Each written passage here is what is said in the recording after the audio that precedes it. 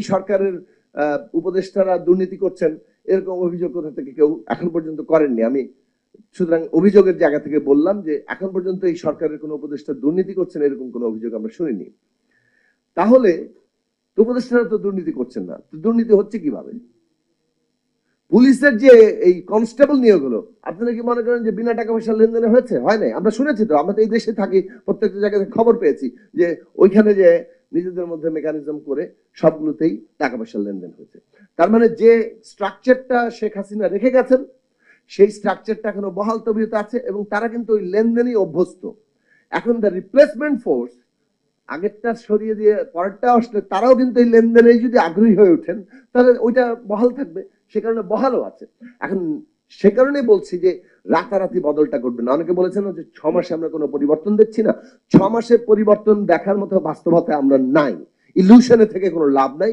আমাদের দরকার কাঠামোগত পরিবর্তন, যেটার প্রভাব ধীরে ধীরে তলা পর্যন্ত যাবে এবং সেইটার নিশ্চিত প্রয়োজনীয় সময়টা লাগবে। সুতরাং আমাদের বক্তব্য আপাতত শেষ করি যে অলরেডি পলিটিক্যাল ডিসকোর্সের মধ্যে বাংলাদেশের সাংবিধানিক প্রতিষ্ঠানগুলোর নিয়োগ পদ্ধতি নিয়ে আলোচনা উঠেছে, প্রস্তাবনা আছে এবং সেই প্রস্তাবনা সম্ভবত সংবিধান সংস্কার কমিটির প্রস্তাবনার মধ্যেও আছে। আশা করি রাজনৈতিক দলগুলো এবং দেশের অন্যান্য সকল স্টেক হোল্ডার এই বিষয়ে মূল জায়গায় খুঁজবেন। যদি মূল জায়গায় একটা কনসেনসাস আসে তাহলে আর কোনো মানে অন্যগুলো বাকিগুলো সেই অনুযায়ী সাজাতে পারবে। এটা তো আমাদেরকে সেই জায়গায় নিতে হবে, সেই কাজের জায়গাতে তো নেওয়া দরকার। কিছু একটা করে ফেললাম মানে ফাঁক ফোকর দিয়ে, তারপর সেটা মনে করলাম বাংলাদেশটাকে বদলে দিবে, এগুলো হচ্ছে শিশু সুলভ চিন্তা ভাবনা। এইগুলো নিয়ে সাথে আমরা একমত নই। আমি আগে এইভাবে কথা বলিনি, কিন্তু আজকে থেকে ভাবেছি যে আজকাল কথাবার্তা খুব স্ট্রেট কাট বলা দরকার। অনেক রাজনীতিতে বাগাড়ম্বর জমেছে, বাগাড়ম্বরের বিরুদ্ধে কথা বলা দরকার। আচ্ছা শেষ আমি এখানে আসি, এখানে কতগুলো আলোচনা উঠেছে। মানসিকতা বদলাতে হবে। দেখুন বাংলাদেশের মানুষের মানসিকতা বদলেছে, না বদলালে 1600 মানুষ এভাবে গুলির সামনে দাঁড়াতো না, 30,000-এর উপরে গুরুতর আহত হতো না, হাজার হাজার চোখ বন্ধ হতো না। মানসিকতার এটা একটা বদলের পরিষ্কার মানে যাকে বলে কি বলবেন এটাকে, মানে এটার একটা প্রমাণ। কিন্তু একই সাথে আমরা যদি বলি যে আমরা কি আবার এই 6 মাসে চুরি হতে দেখছি না, ঘুষ দেখছি না, আইন ভঙ্গ করতে দেখছি না, ট্রাফিক ব্যবস্থাপনা অব্যবস্থাপনা দেখছি না, ওরে ল্যাং মারা দেখছি না, সবই দেখছি। যা যা আমরা দেখেছি তাই দেখেছি। তাহলে আমরা কি আসলে কোনো মানসিকতা বদল ঘটেনি? দুইয়ের মধ্যে পার্থক্যের জায়গাটা করা দরকার। মানসিকতার বদল যে আমাদের এখানে ঘটে বড় ঘটনাগুলোতে আমরা দেখি, কিন্তু ছোট লেভেলে ব্যক্তিগত পর্যায়ে মানসিকতার বদল ঘটতে গেলে সিস্টেমের মধ্যে পরিবর্তন আসতে হবে। আমি যদি দেখি যে আমি আইন ফলো করতে গিয়ে সবার পিছনে থাকবো, সেখানে আইন ফলো করবে না। বাংলাদেশের মানুষ ওনারা সিঙ্গাপুর জাপান উদাহরণ আমাদের হক ভাই দিয়েছেন। আর এই ক্যান্টনমেন্টের বাইরে দেখেন না, আপনি জাহাঙ্গীর গেট দিয়ে ভিতরে ঢুকলে রাস্তিক কিংবা প্রাসঙ্গিক কিংবা বাস্তবসম্মত মনে হয়নি। সেগুলো নিয়ে আমরা আলাপ আলোচনা করব এবং সেখান থেকে একটা কমন মিনিমাম ন্যাশনাল চার্টার তৈরি হবে। সেইগুলোর মধ্যে আলোচনাটা হবে যে কোনগুলো আসলে আমরা নির্বাচনের আগেই সম্পন্ন করতে পারি, কোনগুলো আমরা নির্বাচনের পরে করতে পারি। মৌলিক কাঠামোগত সংস্কার, জনপ্রতিনিধি লাগবে, এইটুকু কমন সেন্স সবারই আছে, আশা করি অথবা ভবিষ্যতে তৈরি হবে অথবা তৈরি হতে হবে। মানে আমরা এর উপর আস্থা রাখি না, ওর উপর আস্থা রাখি না বললেই হবে না, কারণ জগৎ কতগুলো নিয়মের মধ্যে দিয়ে চলে। সুতরাং জগতের নিয়ম বদলে দিয়ে কারোর উপর আস্থা রাখি না বলে আমাদের সব এখনই করে ফেলতে হবে, এটা টেকসই হবে না। কাজে আমাদের যদি টেকসই সংস্কার করতে হয় তাহলে আমাদেরকে রাজনৈতিক ব্যবস্থা এবং প্রক্রিয়ার মধ্য দিয়ে যেতে হবে, এর বিকল্প কিছু নাই।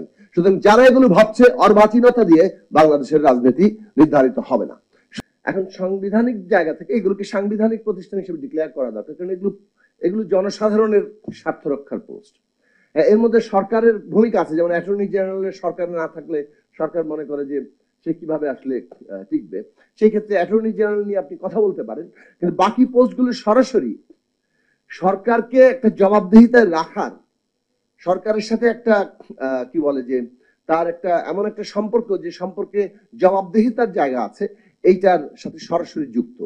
সেই ক্ষেত্রে আমরা কিন্তু পরিষ্কারভাবে সংবিধান সংস্কার কমিশনের প্রস্তাব করেছি, এটা আমরা লড়াই করেছি দীর্ঘদিন ধরে, যে এই ধরনের সাংবিধানিক প্রতিষ্ঠানগুলোতে নিয়োগ দেওয়ার কর্তৃপক্ষ বদলাতে হবে।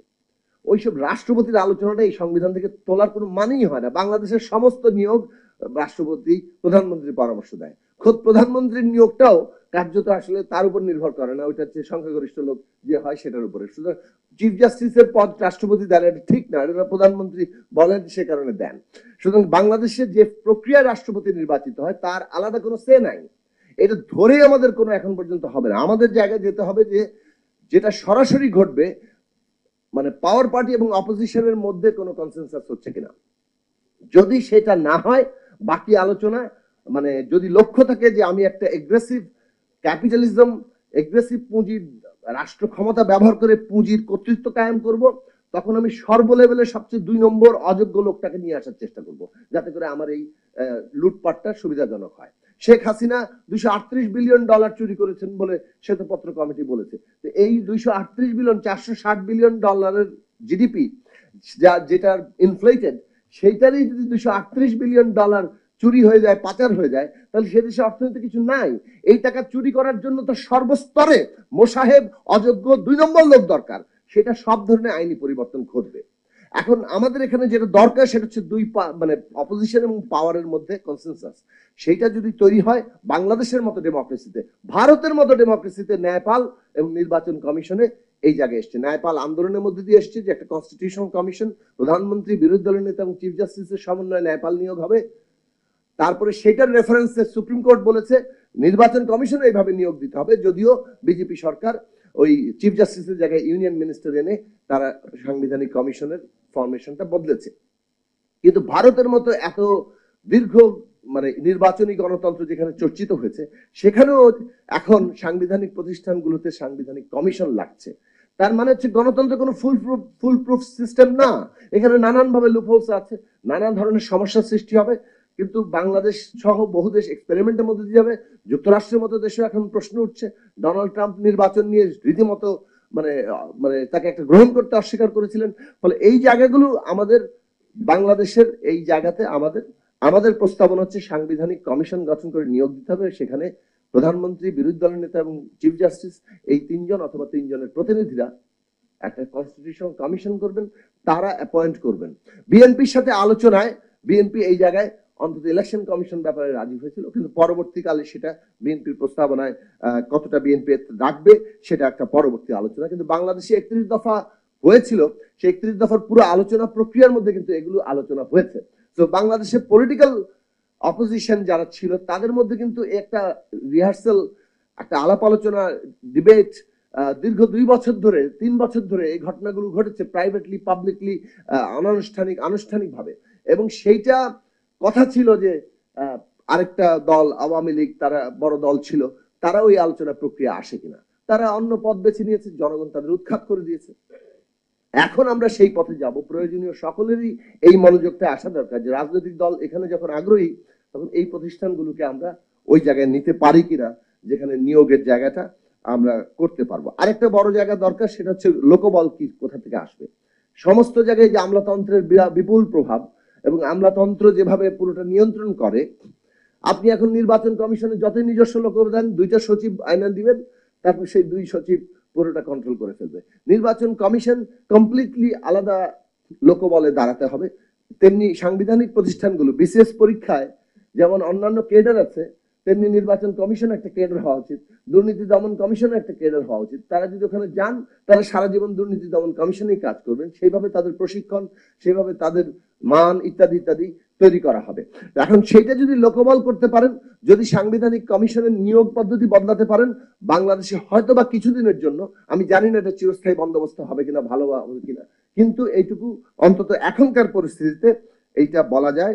আর একটা কথা বলি, এই সরকার মাথা ঠিক হলেই অনেক সময় সবকিছু হয় না। যেমন ধরুন, এবং সেই জায়গা থেকে আমাদের ঠিক করা দরকার কোন কোন সংস্কার, এবং সেগুলি স্টেক হোল্ডারের গুরুত্বপূর্ণ আলোচনা, যে এই ABCD এগুলো আসলে নির্বাহী আদেশে কিংবা এখনই সংস্কার সম্পন্ন করা হবে, যেটা নির্বাচনের জন্য গুরুত্বপূর্ণ।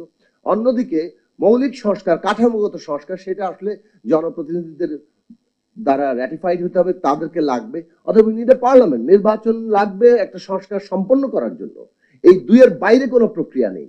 আচ্ছা, অমুক দলের প্রতি আমাদের আস্থা নেই, ক্ষমতায় গেলে করবে না, 3 জোটের রূপরেখা করে নাই, সুতরাং করে নাই যদি, এবং তারাই যদি সংখ্যাগরিষ্ঠতা পায়, তাহলে সেই দেশের ভবিষ্যৎ মানুষ এখন ওইটার জন্যই প্রস্তুত। এটা মনে রাখা দরকার। একটা দেশের মানুষ প্রস্তুত না, আমি বাংলাদেশের ভবিষ্যৎ সবচেয়ে ভালো বুঝি, আমি আগে আগে সব ঠিক করে ফেলবো, এটা কোনো দেশে হয় না। মানুষকে আগে প্রস্তুত হতে হয়। জনগোষ্ঠী যদি একটা দলকে নির্বাচিত করে এবং তারা যদি কোনো কিছু না করে, তাহলে বোঝা যাবে যে জনগণ এখনো প্রস্তুত না। ওখানে ব্যবস্থাপনা ব্যবস্থাপনা আছে বলেই আইনটা আপনি মানেন, ব্যবস্থাপনা নাই বলে আপনি আইনটা মানেন না, এটাই তো খুব পরিষ্কার হিসাব। এখন আমাদের প্রথমত পরিবর্তনটা ডিম আগে না মুরগি আগে তর্ক না করে বাংলাদেশের মানুষ মানসিকতা পরিবর্তনের নানান প্রমাণ ইঙ্গিত সবই দিয়েছে। আমাদের প্রয়োজন এখন সিস্টেমিক পরিবর্তন করা, আইনগত পরিবর্তন করা, যাতে করে একেবারে ব্যক্তি পর্যায়ে মানসিকতার বদল ঘটে। একটা সিস্টেম যদি তৈরি হয় তাহলে ব্যক্তি পর্যায়ে সে ওই সিস্টেমের অনুগত হতে বাধ্য হবে। ফলে রাষ্ট্রে আগে পরিবর্তন আনতে হয়। ব্যক্তি মানুষ বদলে বদলে বদলে একদিন রাষ্ট্র বদলে ফেলবে, এটার একটা রেসিপ্রসিটি আছে, অবশ্যই রেসিপ্রসিটি আছে। কিন্তু আমি যদি এখন এই মুহূর্তের কাজ ধরি, ব্যক্তি মানুষের বদলের মধ্যে দিয়ে অভ্যুত্থান ঘটেছে, অভ্যুত্থানের পরে সিস্টেমিক চেঞ্জ দরকার, সেটা আরো গভীরতর পরিবর্তন আনবে।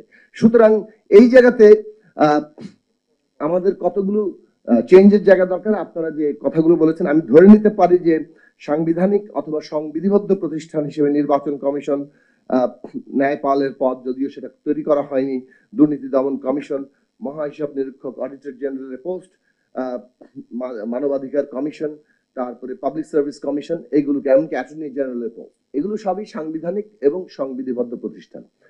একজন ব্যক্তি যদি সরকারি দল বিরোধী দল কর্তৃক মনোনীত থাকেন, তাহলে তার কারোর প্রতি, কোন দলের প্রতি বিশেষভাবে অব্লিগেটেড থাকার কালচারটা বদলাবে। দেশে সাধারণভাবে একেবারে দল অনুগত দাসানুদাস টাইপের লোক থেকে ইন্ডিপেন্ডেন্ট একটা ডিগনিটি সহ মানুষেরও আমরা দেখতে পাবো। কারণ তারও যখন সামাজিক প্রাসঙ্গিকতা থাকবে, রাষ্ট্রীয় প্রাসঙ্গিকতা থাকবে, তখন সেই ধরনের মানুষকে আমরা খুঁজে পাবো। আপনাদের সবাইকে ধন্যবাদ।